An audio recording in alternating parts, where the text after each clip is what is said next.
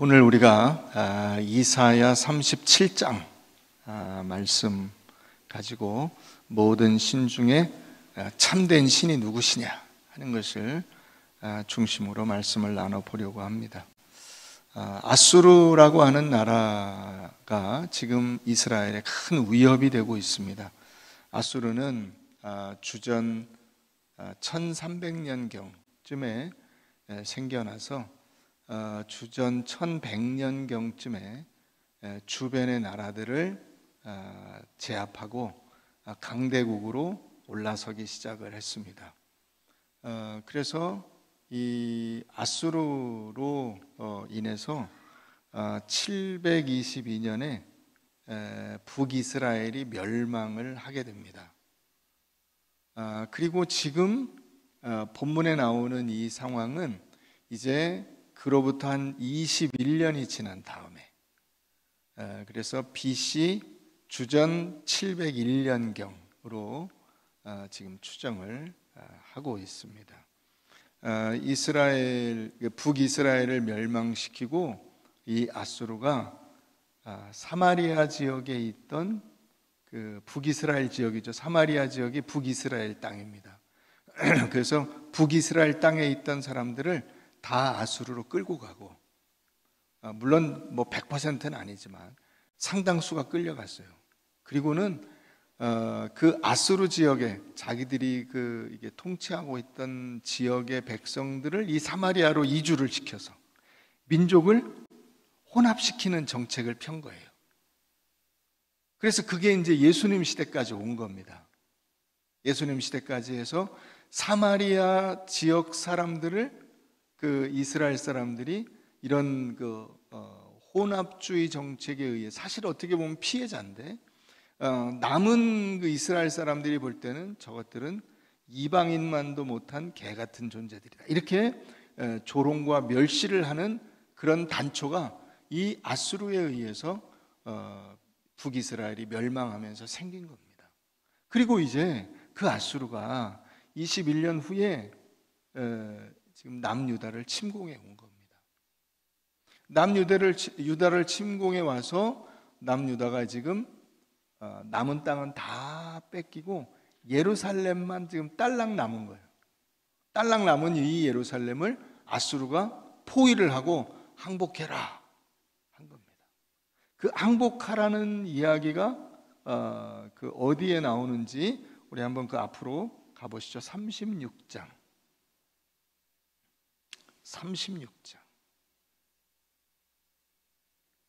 1절입니다. 히스기야 왕 14년에 아수르 왕 사네립이 올라와서 유다의 모든 견고한 성을 쳐서 취하니라.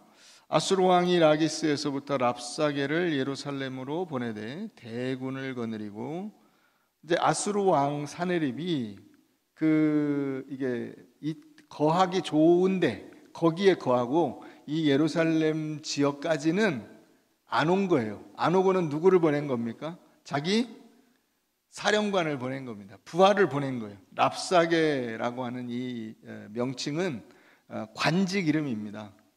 사람 이름이 아니고, 그래서 바로처럼, 바로는 이집트의 왕을 일컫는 일반적인 명칭인데 그 개개인의 이름이 따로 있어요.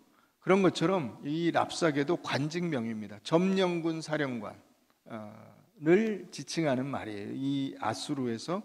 그래서 아수르가 이 랍사게 점령군 사령관 혹은 점령군 지휘관을 보내서 이제 전달을 하게 하는 거죠. 메시지를 전하게 하는 겁니다.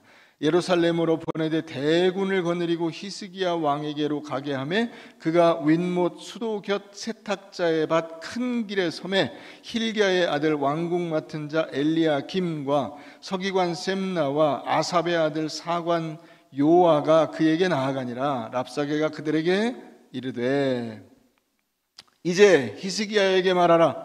대왕 아수르 왕이, 자기가 지금 이 랍사게가 히스기야와 동급이에요. 그리고 자기 왕은 신이에요, 신. 그걸 전제하고 있는 겁니다. 지금 대왕 아수르 왕이 이같이 말씀하시기를 내가 믿는 바 그 믿는 게 뭐냐? 네가 도대체 뭘 믿고 까부는 거냐?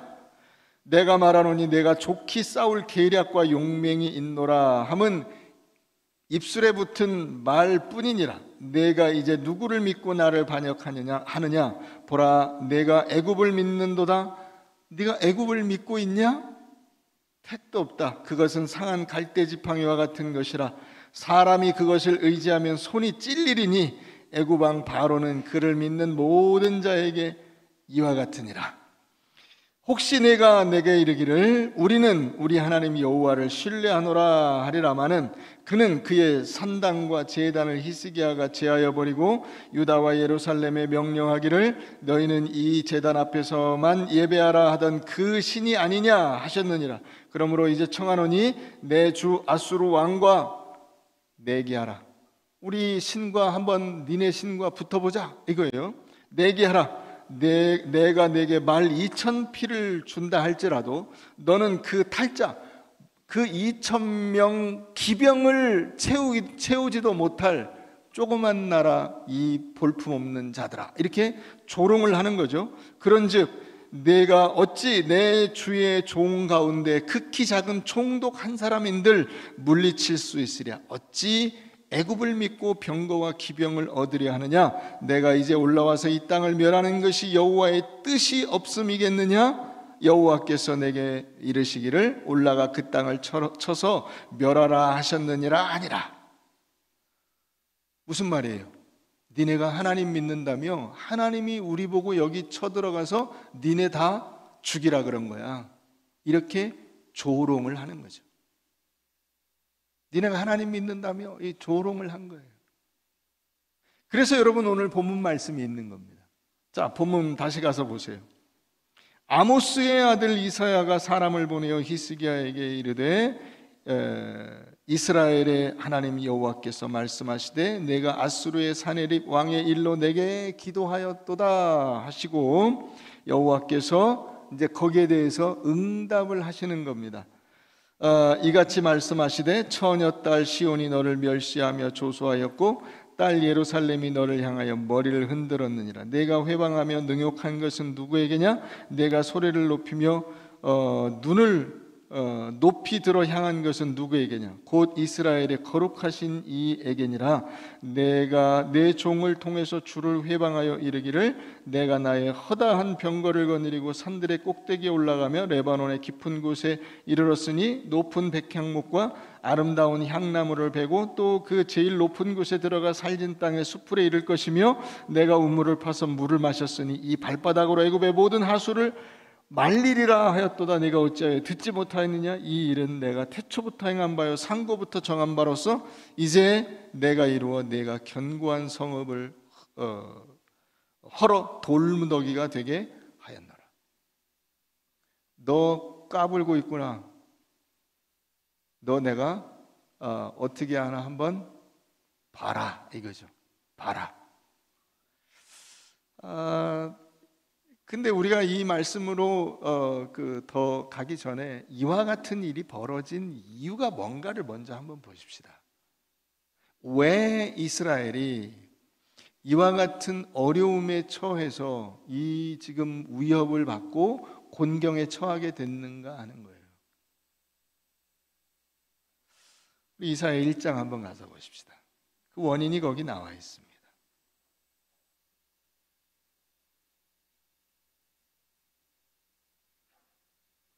이사야 1장 2절입니다. 하늘이여 들으라, 땅이여 귀를 기울이라. 여호와께서 말씀하시기를 내가 자식을 양육하였거늘 그들이 나를 거역하였도다. 소는 그 임자를 알고 나귀는 그 주인의 구유를 알건만은 이스라엘은 알지 못하고 나의 백성은 깨닫지 못하는도다 하셨도다. 슬프다 범죄한 나라요 허물진 백성이요 행악의 종자요 행위가 부패한 자식이로다. 그들이 여호와를 버리며 이스라엘의 거룩하신 이를 만홀히 여겨 멀리하고 물러갔도다. 너희가 어찌하여 매를 더 맞으려고 패역을 거듭하느냐? 온 머리는 병들었고 온 마음은 피곤하였으며 발바닥에서 머리까지 성한 곳이 없이 상한 것과 터진 것과 새로 맞은 흔적뿐이거늘 그것을 짜며 싸매며 기름으로 부드럽게 함을 받지 못하였도다. 너희 땅은 황폐하였고 너희 성읍들은 불에 탔고 너희 토지는 너희 목전에서 이방인에게 삼켜졌으며 이방인에게 파괴됨 같이 황폐하였고 딸 시온은 포도원의 망대같이 참외밭의 원두막같이 에워싸인 성읍같이 겨우 남았도다. 만군의 여호와께서 우리를 위하여 생존자를 조금 남겨두지 아니하셨다면 우리가 소돔 같고 고모라 같았으리로다. 그렇죠. 실제로 아수르가 쳐들어와서 아수르의 그 포위로 포도원의 망대같이 참외밭의 원두막같이 에워싸인 성읍같이 겨우 남았도다. 딱 그 말씀 그대로 지금 여기 1장에 이미 예언이 되어 있습니다. 이유가 뭐예요? 이스라엘 백성들의 범죄함이죠.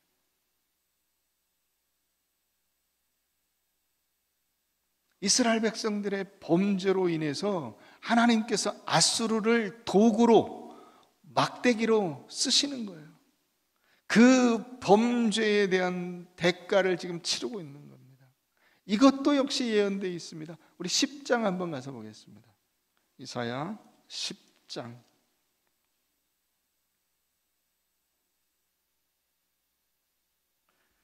이사야 10장 5절. 아수르 사람은 화 있을진저 그는 내 뭐다?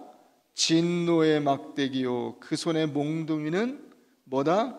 자기의 분노입니까? 아수르의 분노입니까? 아니죠. 하나님의 분노입니다.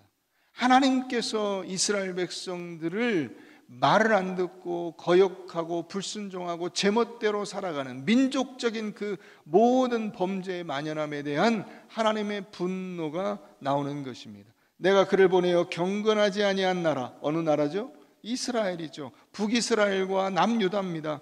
경건하지 아니한 나라를 치게 하며 내가 그에게 명령하여 나를 노하게 한 백성을 쳐서 탈취하며 노력하게 하며 또 그들을 길거리에 진흙같이 밟게 하려 하거니와. 하나님께서 이 이스라엘 백성들을 혼내고 꾸중하시기 위해서 아수르라고 하는 이 막대기를 들어 치신다는 거죠.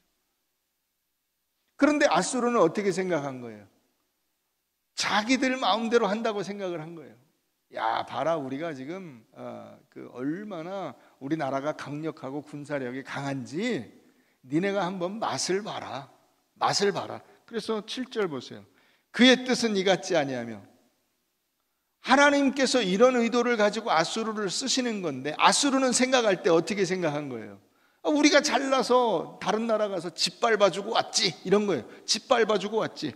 그의 마음의 생각도 이같이 아니하고 다만 그의 마음은 허다한 나라를 파괴하며 멸절하려 하는도다. 그가 이르기를 내 고관들은 다 왕들이 아니냐. 갈로는 갈그미스와 같지 아니하며 하맛은 아라밧과 같지 아니하며 사마리아는 다메섹과 같지 아니하며. 이게 다 이 아수르가 정복한 나라들, 그 도시들입니다.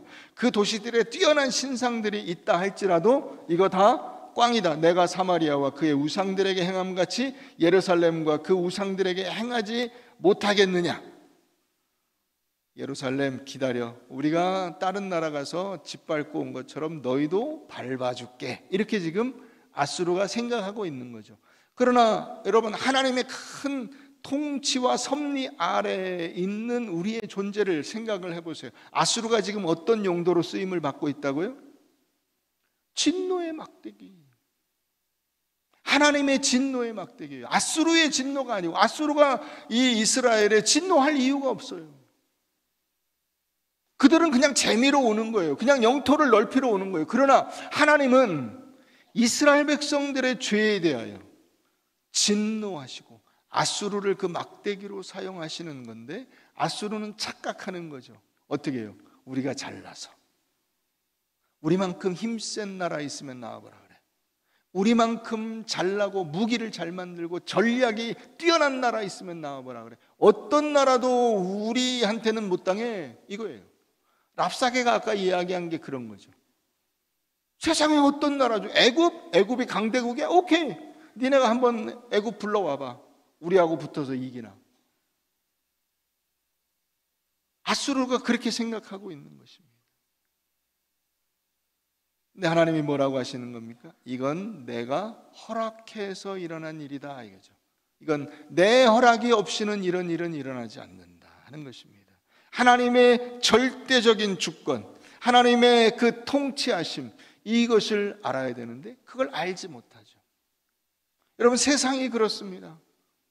세상은 그래서 계속 잡아먹고 잡아먹힙니다. 남을 짓밟고 남에게 짓밟힙니다. 왜요? 이걸 알지 못하기 때문입니다.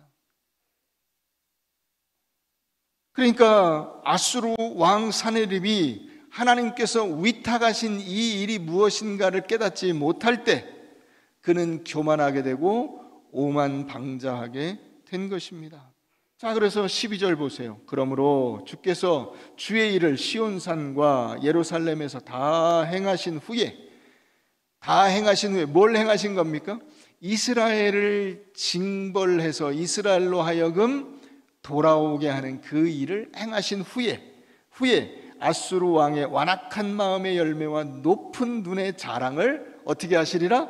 벌하시리라. 자, 그걸 한번 보세요. 15절 가서 보세요.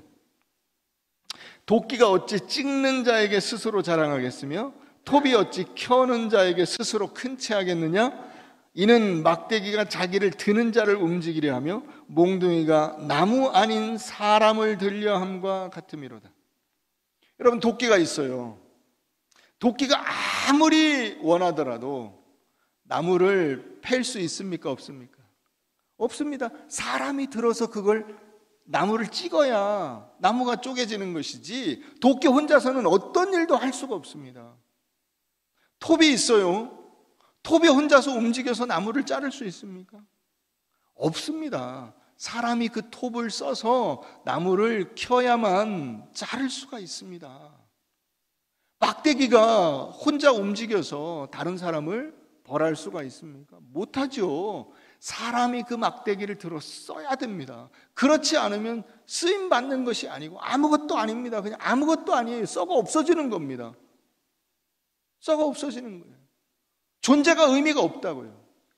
하나님이 우리를 사용하시고 우리를 통해서 놀라운 일들을 계획하시고 우리가 말을 안 들으면 혼내시고 꾸중하시고 무엇 때문입니까? 우리를 구원하시고 고치시고 변화시키시고 새롭게 하시고 성장시키시고 사람 만드시고 훌륭하게 하기 위해서 이와 같은 일들을 계획하시는데 이 일에 하나님이 좋은 것도 쓰시고 나쁜 것도 쓰시고 그 어떤 것이든 우리의 상황과 여건 속에서 그 어떤 것이든 하나님께서 사용하시는 것입니다.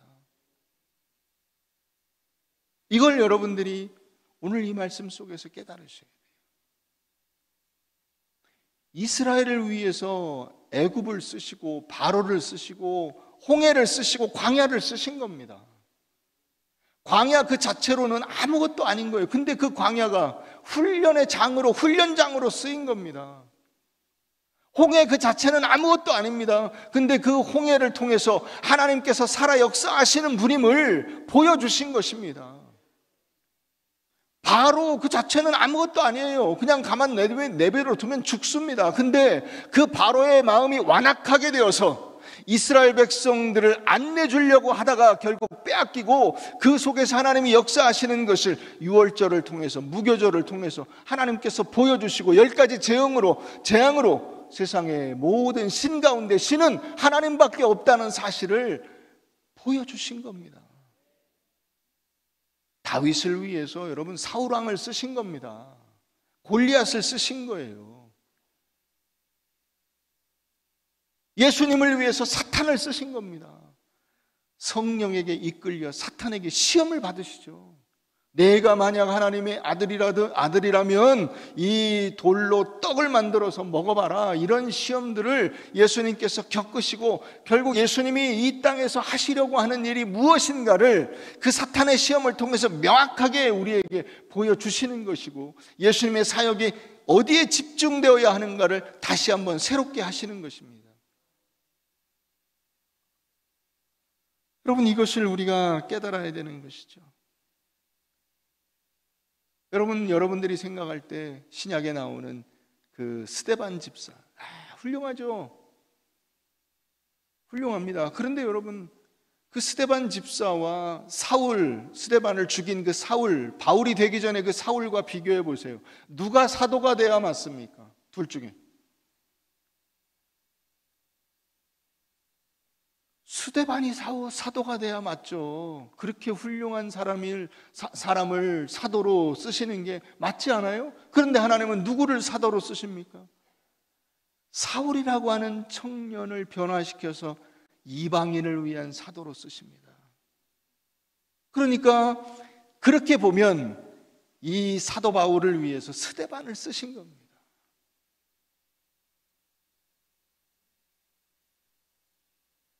하나님께서 이스라엘 백성들을 위해서 아수르를 쓰시는 겁니다. 이스라엘 어떻게 하라고요? 20절 보세요. 그날에 이스라엘의 남은 자와 야곱 족속의 피난한 자들이 다시는 자기를 친자를 의지하지 아니하고, 자기를 친자 누구죠? 아수르한테 껍벅 죽지 않고. 아수르는 아무것도 아니죠. 아수르가 뭡니까? 아무것도 아니죠. 아수르는 도끼죠. 몽둥이죠. 톱이죠. 아무것도 아니에요. 아수르를 사용하시는 하나님, 그죠? 이스라엘의 거룩하시니 여호와를 진실하게 의지하리니 남은 자 곧 야곱의 남은 자가 능하신 하나님께로 돌아올 것이라. 이게 하나님께서 아수르를 사용하시는 목적이죠. 이스라엘을 위해서 아수르를 쓰시는 겁니다. 아수르는 이걸 모르고 있는 거죠. 이걸 모르고 기고만장한 거예요. 야, 봐라, 우리 힘을 봐라, 우리 군대의 힘을 봐라. 아수르는 아무것도 아니죠.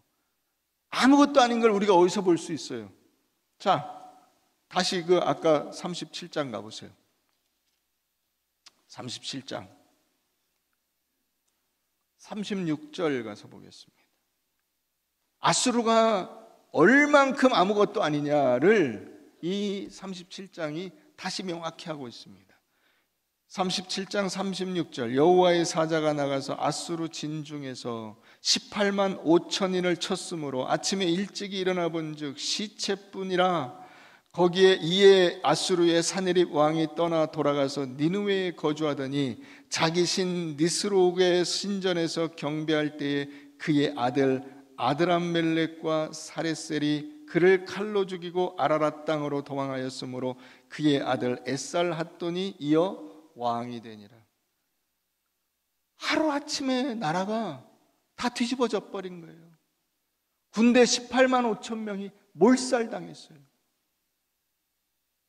하나님 앞에서 여러분, 인간의 힘이라는 것이 얼마나 아무것도 아닌가를 이렇게 명확하게 보여주시는 겁니다. 그리고 군대가 없으니까 어떻게 합니까? 아무짝에도 쓸모가 없죠. 다시 이제 자기 나라로 돌아갔어요. 겨우겨우 이제 몇 명 데리고 갔겠죠. 가서 자기 신전에 가서 거기 이제 돌아왔습니다 하고 귀국 신고하는데 자기 아들 둘이 와가지고 이 아버지를 칼로 찔러 죽이고 도망을 가버리고, 왕은 누가 됩니까? 그 후에 왕은 딴 아들이 됐어요. 딴 아들이. 이런 일들은 여러분, 우리 인생에서 얼마든지 있는 일이에요.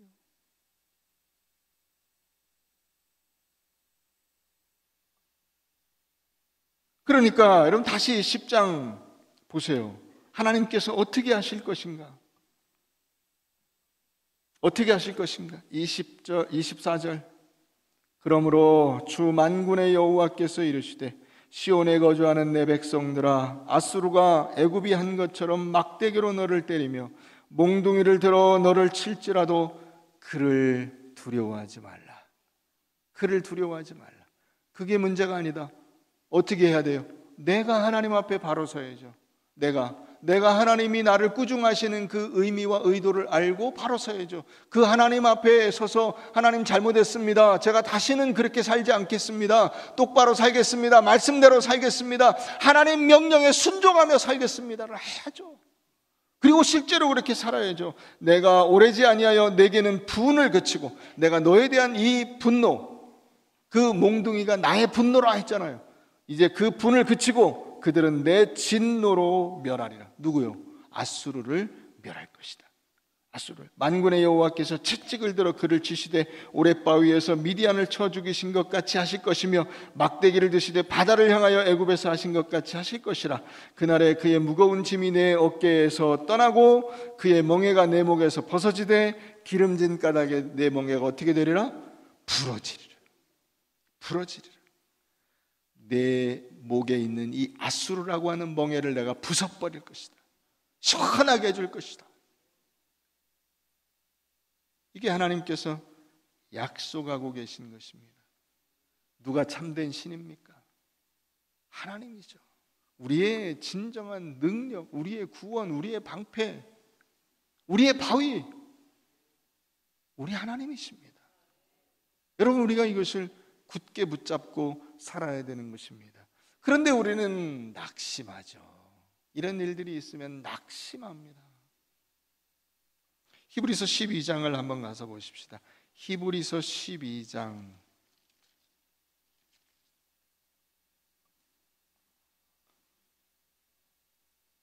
히브리서 12장 5절 말씀입니다. 5절 중반부터 봅니다. 내 아들아, 주의 징계하심을 경히 여기지 말며 그에게 꾸지람을 받을 때 뭐 하지 마라? 낙심하지 마라. 주께서 그 사랑하시는 자를 징계하시고 그가 받아들이시는 아들마다 채찍질하심이라 하였으니 너희가 참음은 징계를 받기 위함이라. 그렇죠. 징계를 받아야죠. 받아야 돼요. 아버지에게 혼나야 되면 혼나야 돼요. 꾸중을 들어야 되는 것입니다. 하나님이 아들과 같이 너희를 대우하시나니, 아들이라고 생각하기 때문에, 자식이기 때문에 혼내는 것이다 이거죠. 어찌 아버지가 징계하지 않는 아들이 있으리요? 징계는 다 받는 것이거늘 너희에게 없으면 사생자요 친아들이 아니니라. 또 우리 육신의 아버지가 우리를 징계하여도 공경하였거든 하물며 모든 영의 아버지께 더욱 복종하며 살려 하지 않겠느냐. 그들은 잠시 자기 뜻대로, 이 세상의 아버지들은 잠시 자기 하고 싶은 대로 아들을 징계하였지만은 오직 하나님은 우리의 유익을 위하여 그의 거룩하심에 참여하게 하시느니라. 무릇 징계가 당시에는 즐거워 보이지 않고 슬퍼 보이나 후에 그로 말미암아 연단받은 자들은 의와 평강의 열매를 맺느니라. 여러분, 이 징계라고 하는 말이 자식을 키운다는 것, 이런 말이에요. 자식을 양육한다는 것. 여러분, 자식 키우기가 쉽지 않습니다 라는 말을 우리가 흔히 합니다. 그 자식 키우기가 쉽지 않다 할 때 이 자식 키우는, 그게 여기 징계예요. 여기 자식 키우는 것이 쉽지 않다 말할 때 그 자식 키우는 데에는 긍정적인 것이만 들어가 있지 않고 부정적이고 좀 이렇게 뭔가 힘든 것들이 들어가 있죠. 뭐죠? 애들이 말을 안 들어요. 애들이 대들어요. 애들이 제멋대로 해요.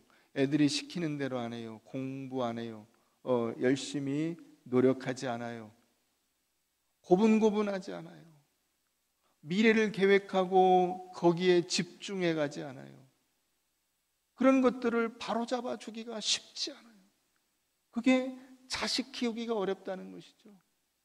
부모는 전혀 그렇게 하리라고 생각도 안 했던 어떤 말도 안 되는 행동들을 하는 경우도 비일비재해요.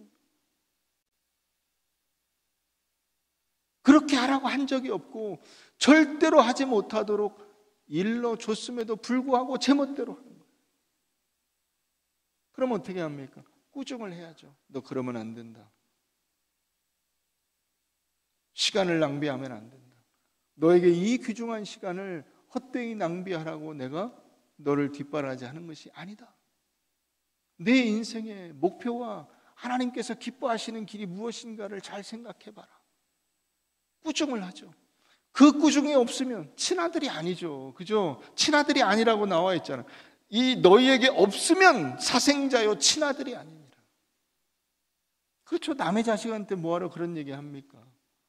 그런 일들은 여러분들이 흔히 하는 말이죠. 그죠? 누가 이렇게 뭐 옆집에 누가 뭐 이렇게 하고 있는데 진짜, 그러면 옆에서 뭐라 그럽니까? 내 배로 더 남의 자식 뭐라 그래? 그런 거죠. 남의 자식한테 뭐라고 하겠어요? 근데 내 자식이면 그럴 수 없죠. 내 자식이면 붙잡아서 멱살을 잡아다가 두드려 패고 다리 몽둥이를 막 분질러 버려. 실제로 다리 몽둥이를 분지릅니까? 아니죠. 그렇지는 않아요. 그러나 다리 몽둥이가 분질러지는 것을 감수하면서까지 하는 거죠. 감수하면서까지. 그게 하나님께서 우리에 대해서 가지신 뜻이요, 목적이에요. 그래서 그 목적을 위해서 어떤 것이든 사용하시는 거예요. 어떤 것이든, 그게 좋은 것이든 안 좋은 것이든. 우리가 생각할 때 좋은 것은 뭐예요? 용돈 주고 밥 사주고 격려하고 칭찬. 아유 잘했어 잘했어 우리 아들 딸 우리 너무 이뻐.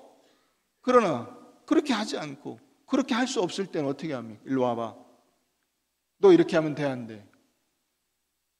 내가 이렇게 하지 말라고 얼마나 얘기했어. 꾸중을 해야죠. 꾸중을. 그런 것들로 인해서 우리가 돌아서게 된다고요. 돌아서게, 아 그러면 안 되겠구나. 이렇게 하면 우리 엄마 아빠의 마음을 아프게 하고 좋은 관계가 형성이 되지 않고, 이렇게 해서 내가 훌륭한 사람이 되기가 어렵겠구나. 정신을 차려야 되겠, 이걸 알게 되는 거죠.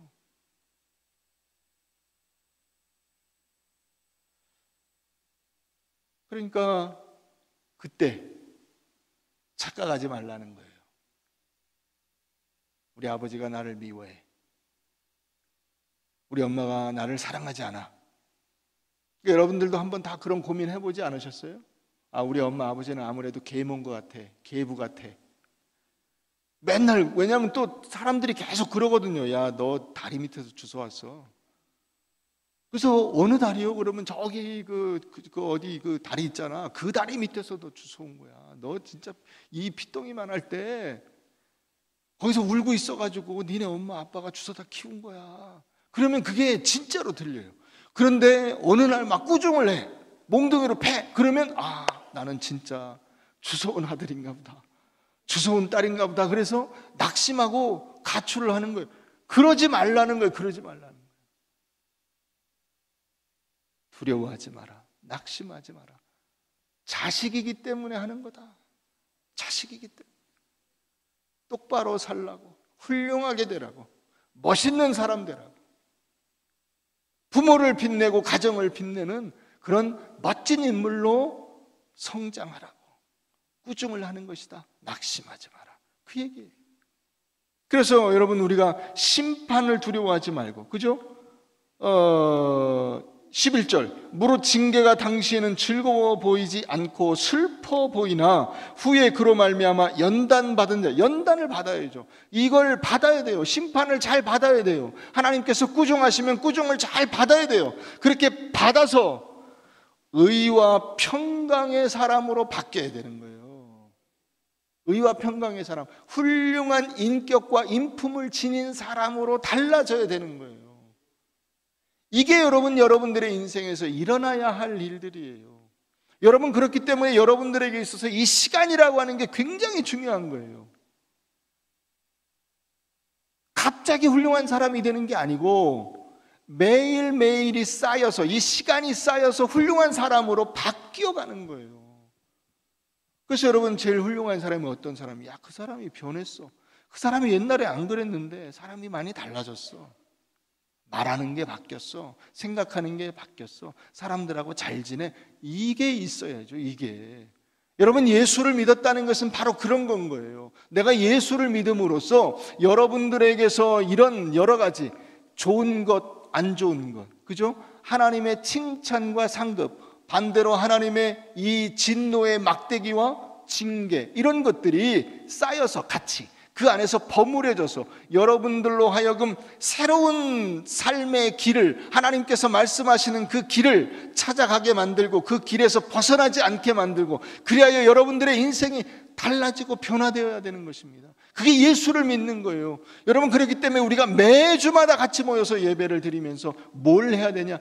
하나님, 저에게 힘을 주셔서 이 길에서 벗어나지 않게 하시고 하나님의 은혜 가운데 붙잡힌 바 되어 주님을 순종하는 자로 살아가게 하여 주시옵소서. 이걸 결단하고 나아가는 시간들이 되는 거죠. 그래서 한 주간 다시 살고 다시 돌아와 충전하고 다시 나가서 열심히 살고 이런 것들이 쌓여서 여러분들의 인생이 여기서 여기로 여기서 여기로 여기서 여기로 점점 올라가야죠.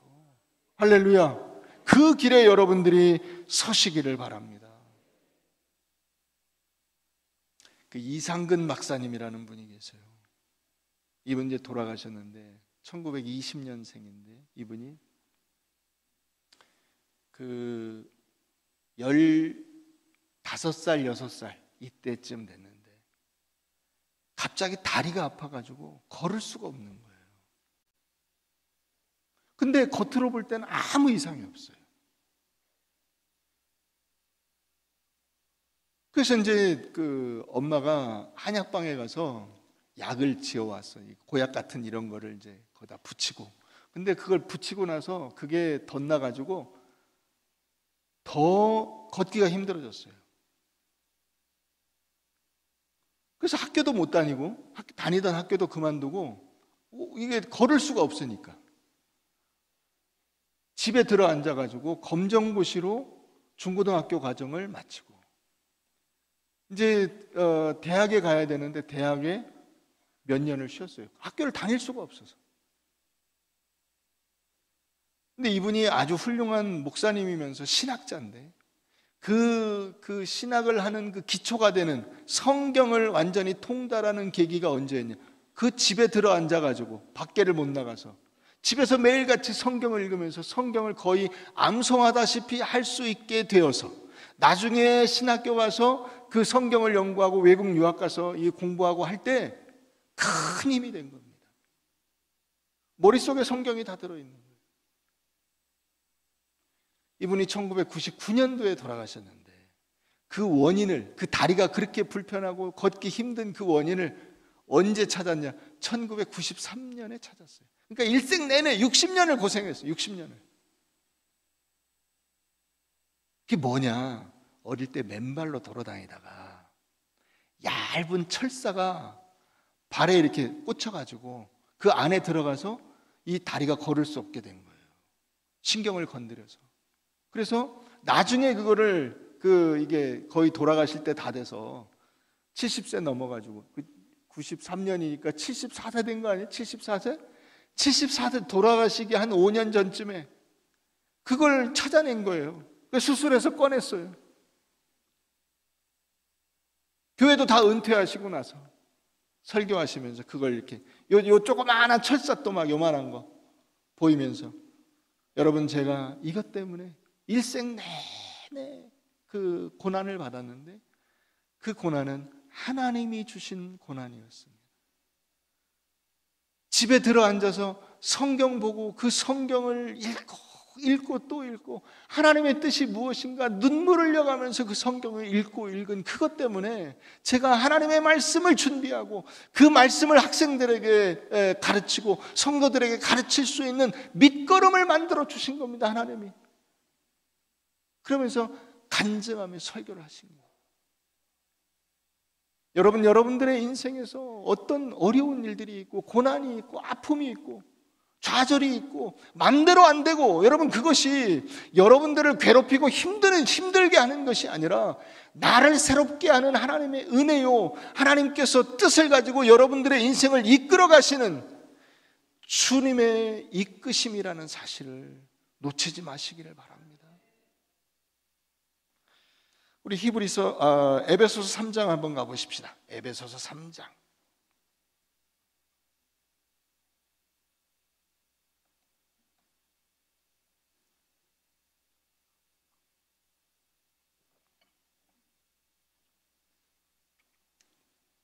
에베소 3장 우리 12절 말씀 보십시다.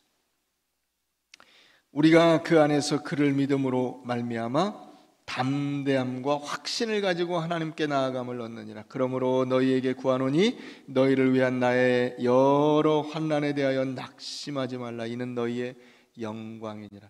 여러분들의 고난과 어려움들이 여러분들을 향한 하나님의 영광입니다. 그래서 하나님 앞에 여러분들이 담대히 나아가실 수 있어요. 담대히. 여러분들이 담대할 수 있는 근거가 뭐죠?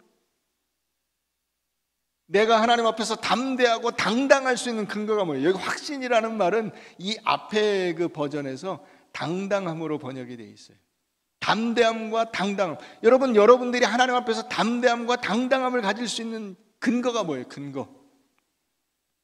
뭘 여러분들이 붙잡고 하나님 앞에 담대할 수 있고 당당할 수 있어요? 내가 하나님의 자녀입니다 라는 거예요.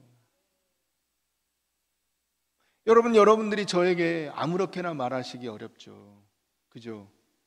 네. 막말하기 어렵습니다. 그죠? 아니, 담임 목사한테 어떻게 막말을 해요? 아무렇게나 말해요. 근데 저희 딸들은 저에게 아무렇게나 말하고 막말합니다. 저도 딸들한테 그렇게 할 수 있습니다. 똑바로 해! 할 수 있습니다. 뭐 때문이죠? 자녀이기 때문에, 부모이기 때문에. 하나님이 우리의 아버지가 되시고 우리가 하나님의 자녀이기 때문에 담대하고 당당한 거예요. 하나님 왜 이런 고난을 주십니까? 야, 그거 잘 받아라, 견뎌라, 너 힘내라, 걱정하지 마라, 내가 너를 사랑한다. 이게 우리가 하나님 앞에서 담대하고 당당할 수 있는 근거예요. 우리를 향하신 하나님의 그 놀라우신 은혜, 그 목적, 의지, 그것이 여러분들에게 지금 적용되고 있다는 것을 여러분들이 놓치지 마시고 여러분들을 향한 하나님의 그 사랑을 바라보면서 믿으면서 의지하면서 오늘 하루, 이번 한 주간 믿음으로 승리하는 여러분들 모두 되시기를 주의 이름으로 축원합니다.